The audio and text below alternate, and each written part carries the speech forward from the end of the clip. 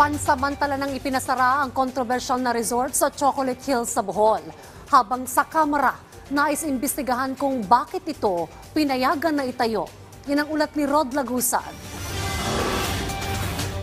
Binawi na ng lokal na pamahalaan ng Sagbayan, Bohol ang business permit ng resort na itinayo mismo sa Chocolate Hills. Ito ang Captain's Peak Garden and Resort na nag-viral ang video dahil itinayo ito sa pagitan ng mga burol sa naturang bayan. Sa panayan ng programang Punto Asintado Reload, sinabi ng LGU na kahapon pa kanselado na ang business permit nito.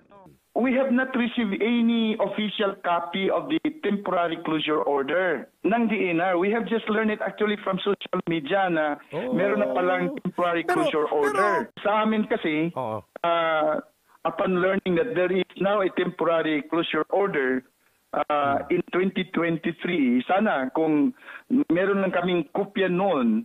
Paliwanag niya, kaugnay ng pagtatayo ng resort ay may una nang inilabas na resolusyon ang Protected Area Management Board. Nagpunta sila sa PAMB, sir, sa Protected Area Management Board. Ano sabi? And they sought resolution.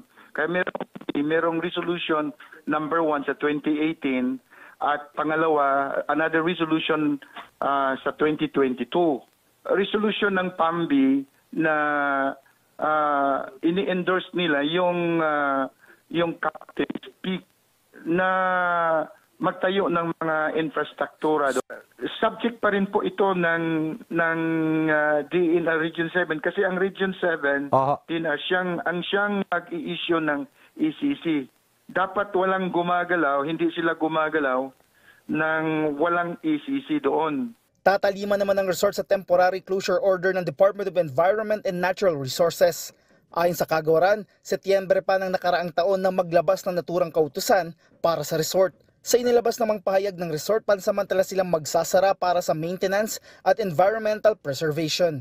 Ayon sa resort, sa panahong sarado sila, magpapatupad sila ng iba't ibang inisyatiba para mas maging sustainable ang kanilang resort at matiyak ang pangangalaga ng kapaligiran at kalikasan. Humingi din ng paumanin ang resort sa publiko. Ayon naman kay Bohol Provincial Board Member Jamie Aumentado, una na nagpatawag ng investigasyon ng probinsya kaugnay ng pagtatayo ng resort. We do not want our Chocolate Hills na talagang development, mga developments na doon talaga sa mismong hills ang gagawin, no? Because it is a natural heritage and being a geological geopark site, no, in the world, DENR has to understand also that because it is a protected area, then the government through the DENR should strictly enforce the law na kailangan talaga siyang i-preserve. Sa nag-viral na video ay kitang-kita ang malaking pool, may slides at mga cottages dito. The activities, the development, the construction within the area should be at a very minimal. Hindi po siya pwede na sobrang daming development within that area because Chocolate Hills, isa lang po yan and it is a symbol of progress and heritage in the province of Bohol. Ang Kamara, iimbestiga na rin ang issue. Ayon kay House Deputy Majority Leader for Communications Erwin Tulfo, sa Lunes maghahain siya ng resolusyon ukol dito. May palusot pa nga ako nakita kasi nabili niya din pagmamayari. I don't give a crap kung yan po binili mo. Maski na binili mo yan, pag-aari pa rin niya kahit papano, sinabi na nga national heritage. Huwag mong tayuan ng kung ano-anong kabalbalan yan. Kasi nga po, iyan po para hanggang sa susunod na henerasyon. Sa bahagi naman ng Senado, pabor si Senator Robin Padilla na magkaroon ng pagdinig kaugnay nito. Para sa akin, reserve, reserve area yun. Diba? Parang karoon ng swimming pool, parang hirap imaginein, boss. Pero siyempre, kailangan natin pakinggan yung mga taga-Bohol. Lugar nila yun. Samantala, bukod sa temporary closure order, una na nabigyan ng notice of violation ng naturang resort dahil sa pag-ooperate ng walang environmental compliance certificate noong January 22.